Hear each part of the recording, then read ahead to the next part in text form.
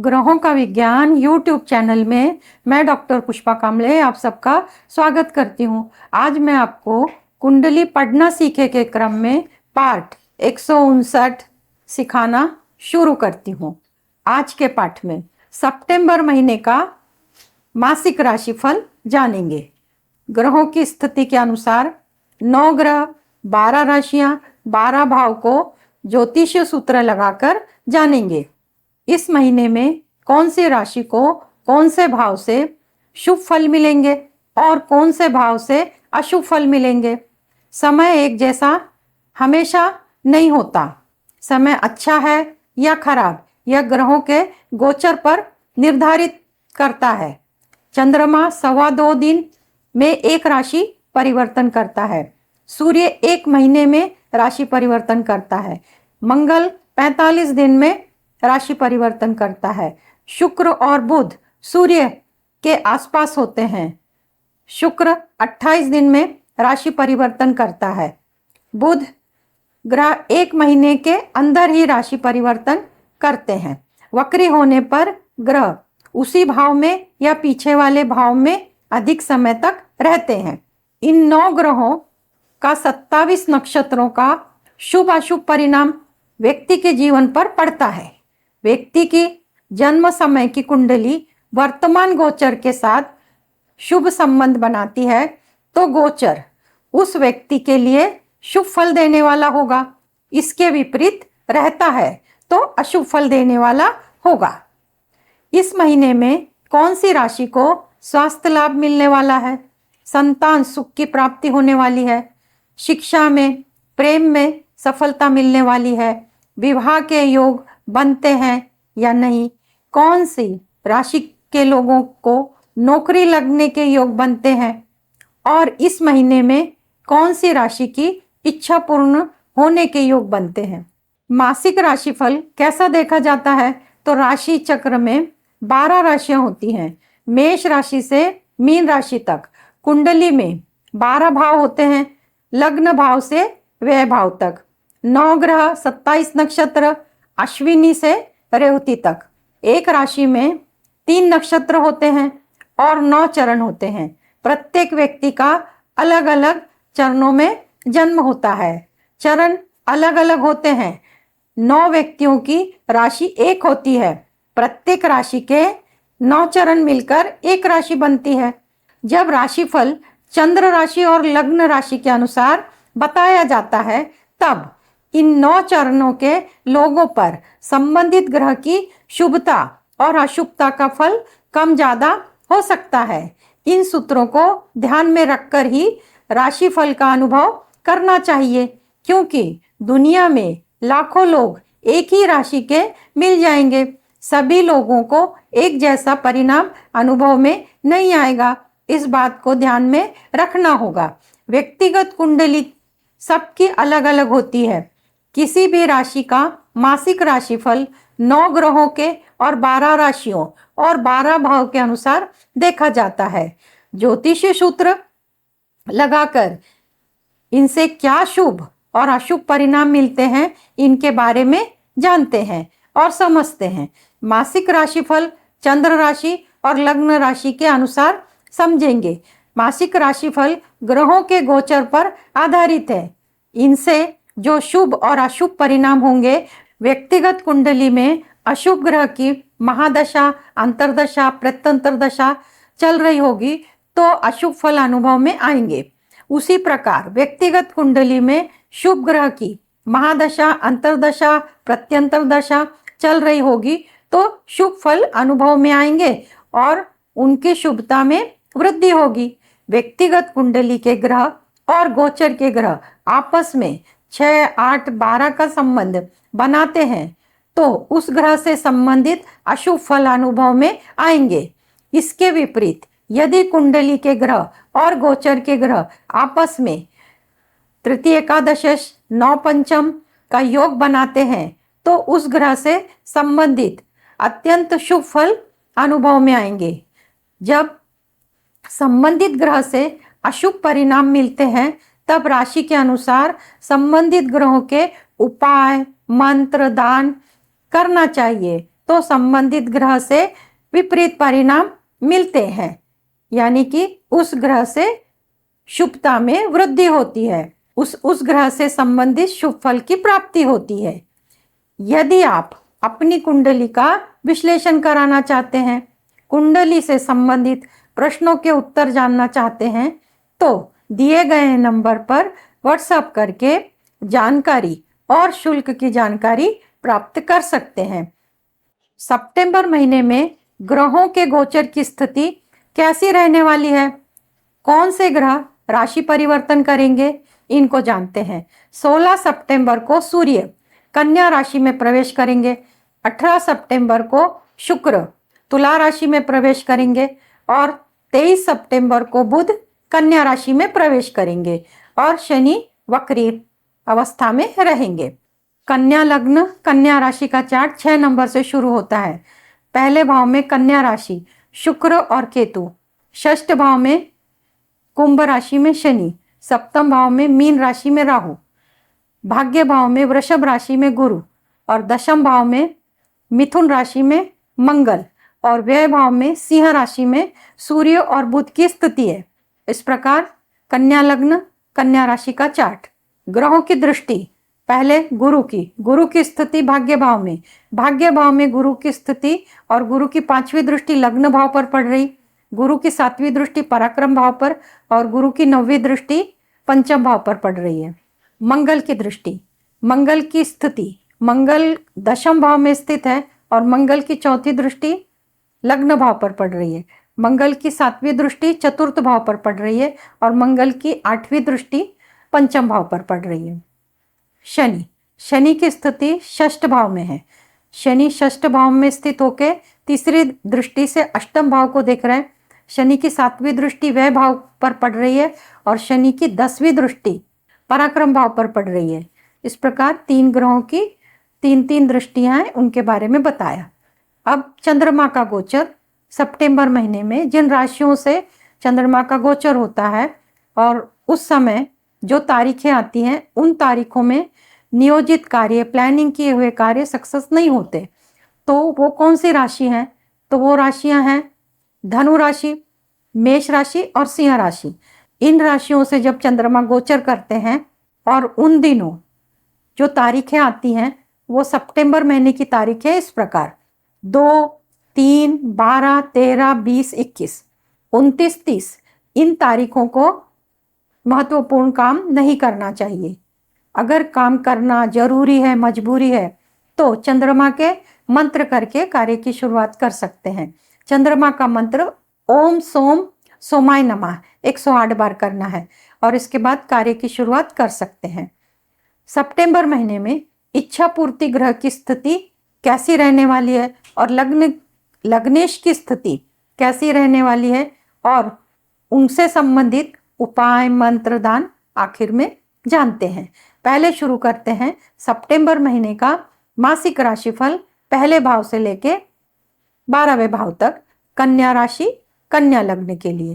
पहले भाव से आरोग्य का विचार करते हैं, स्वयं के आरोग्य का, व्यक्तिमत्व का, समाज में जो लोगों के साथ आप काम कर रहे हैं उनसे मान सम्मान का विचार किया जाता है पहले भाव से। तो पहले भाव का स्वामी बुध है और बुध अपने से 12वें भाव में है, तो आरोग्य के लिए यह स्थिति अच्छी नहीं है। सामने से राहु की दृष्टि है, मंगल की 4थी दृष्टि है। आरोग्य के बारे में सावधानी बरतनी होगी। आरोग्य के लिए यह स्थिति अच्छी नहीं है। दूसरे भाव से धन का विचार करते हैं, परिवार का और वाणी का। दूसरे भाव का स्वामी शुक्र लग्न भाव में स्थित है और लग्न भाव में स्थित रह के केतु के साथ युति में है। तो धन की स्थिति और परिवार की स्थिति और वाणी की स्थिति सामान्य रहेगी, इसमें कोई ऊंच नीच फिलहाल नहीं है। धन की स्थिति जैसे पहले से चलते आई है वैसे ही रहेगी। पराक्रम भाव से साहस, पराक्रम और छोटे भाई बहनों का विचार करते हैं और किसी काम की शुरुआत करनी हो तो उसका भी तीसरे भाव से ही विचार करते हैं। तीसरे भाव का स्वामी मंगल अपने से 6-8 का संबंध बना रहा है और गुरु की सामने से 7वीं दृष्टि पड़ने के कारण साहस पराक्रम में वृद्धि, छोटे भाई बहनों के साथ संबंध अच्छे, और जिस कार्य में हैं, जैसे आप मीडिया से संबंधित कार्य में हैं, क्रिएटिव फील्ड से जुड़े हुए हैं, छोटी यात्रा में व्यवसाय संबंधित कोई कार्य करते हैं, इन सब में सफलता मिलेगी और फायदा होगा। चतुर्थ भाव से माता का सुख और भूमि भवन वाहन का सुख विचार करते हैं। मंगल की 7वीं दृष्टि चतुर्थ भाव पर पड़ने के कारण भूमि का लाभ होगा। माता के स्वास्थ्य में तकलीफ होगी, माता के स्वास्थ्य के लिए आपको चिंता बनी रहेगी और उसके लिए सावधानी बरतनी होगी। भूमि व भवन वाहन, इनके सुखों की प्राप्ति होगी। केंद्र में शुक्र है, मंगल की दृष्टि है, तो इन भूमि से, वाहन से, और अगर फ्लैट खरीदना चाहते हैं तो उसमें भी सफलता मिलेगी, अगर जमीन खरीदना चाहते हैं तो उसमें भी सफलता मिलेगी। परिवार में अलगाव की स्थिति आ सकती है। मंगल की 7वीं दृष्टि पड़ने के कारण परिवार में मतभेद हो सकते हैं, इसके लिए आपको सावधानी बरतनी होगी।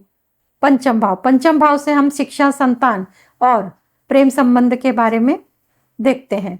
तो शिक्षा के लिए, शिक्षा का जो स्वामी है, पंचम भाव का स्वामी षष्ठ भाव में शनि की स्थिति है।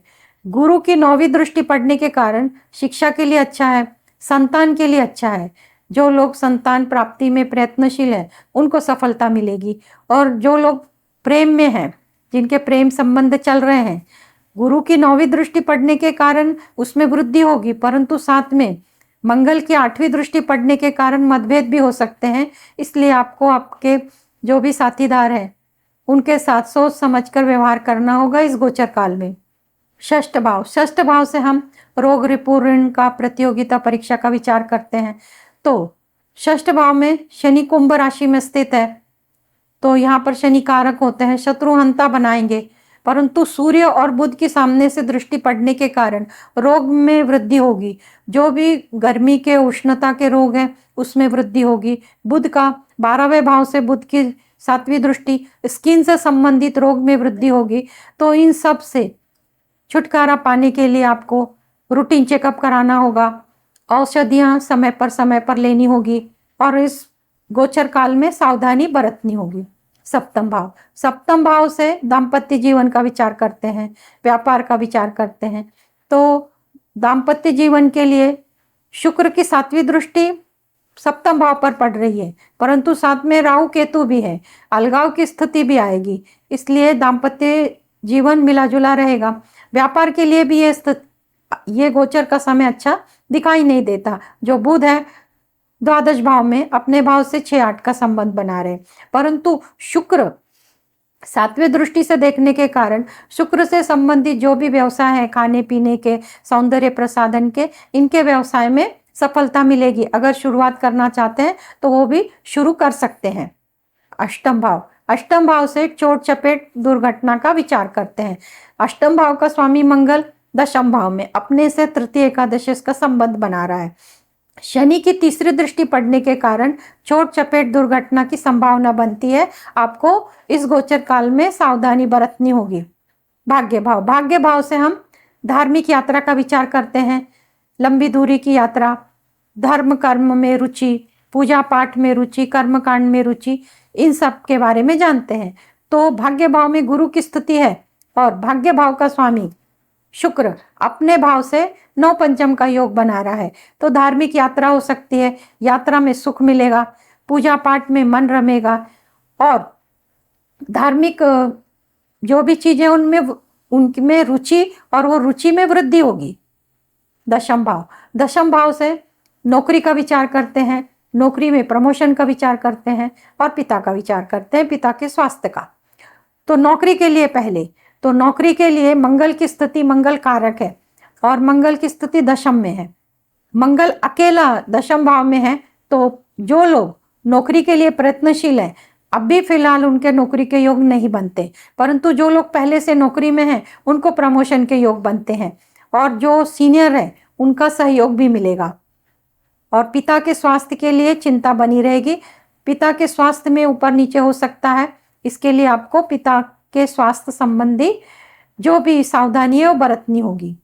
एकादश भाव से लाभ का विचार करते हैं और बड़े भाई बहनों के साथ संबंध का विचार करते हैं। तो एकादश भाव के जो कारक है गुरु, अपने भाव से तृतीय एकादश इसका संबंध बना रहे हैं, और राहु की 5वीं दृष्टि पड़ने के कारण बड़े भाई बहनों के साथ संबंधों में मतभेद आ सकते हैं, और वो संबंध भी भ्रम के कारण आ सकते हैं। तो इसलिए उस भ्रम को मिटाने के लिए आपको ही सावधानी बरतनी होगी। गुरु एकादश भाव से तृतीय एकादश इसका संबंध बना रहे हैं, तो लाभ के लिए यह समय अच्छा है, लाभ में वृद्धि होगी, लाभ के मार्ग प्रशस्त होंगे। द्वादश भाव खास करके खर्चों के बारे में देखा जाता है। तो द्वादश भाव का स्वामी सूर्य अपने ही भाव में द्वादश भाव में स्थित है बुध के साथ, और शनि की 7वीं दृष्टि पड़ रही है, तो खर्चों में वृद्धि होगी, और खर्चों में जो वृद्धि होगी वो बीमारी पर होगी, दवाइयों पर होगी। तो जो बीमारी और दवाइयों पे खर्चे होते हैं वो तो करने ही पड़ते हैं, तो इस प्रकार बीमारी और दवाई पे खर्चे बढ़ेंगे और वो करने भी होंगे। कन्या लग्न कन्या राशि का पहले भाव से 12 भाव तक भाव के अनुसार और ग्रहों के अनुसार, ग्रहों के गोचर के अनुसार सितंबर महीने का मासिक राशिफल बताया। सितंबर महीने में लग्नेश बुध है, लग्नेश बुध की स्थिति द्वादश भाव में है। यह स्थिति अच्छी नहीं है, यह स्थिति खर्च करती है, तबियत की भी खर्च में वृद्धि होगी, यानी कि तबियत में भी नुकसान। यानी तबियत में नुकसान क्या होता है, तो आरोग्य खराब होता है, तो यह स्थिति अच्छी नहीं है। तो लग्नेश बुध बनते हैं, तो बुध का सहयोग अभी प्राप्त नहीं हो रहा इस गोचर काल में, तो उनका सहयोग प्राप्त होने के लिए, बुध की ऊर्जा बढ़ाने के लिए, आरोग्य अच्छा करने के लिए बुध से संबंधित मंत्र दान उपाय करने होंगे। तो बुध का मंत्र ओम बूम बुधाय नमः रोज 108 बार करना है। बुध से संबंधित चीजों का दान करना है। बुध से संबंधित चीजें हरी मूंग की दाल, हरी चूड़ियां किन्नरों को दान करना है, और गाय को हरा चारा खिलाना है। जो लोग जरूरतमंद है, गरीब हैं, उनको हरी मूंग की दाल दान में देना है। तो आपको बुध से संबंधित शुभता में वृद्धि होगी। इस प्रकार कन्या राशि कन्या लग्न के लोगों के लिए सितंबर महीने का मासिक राशिफल बताया। आज के क्लास में इतना ही। धन्यवाद।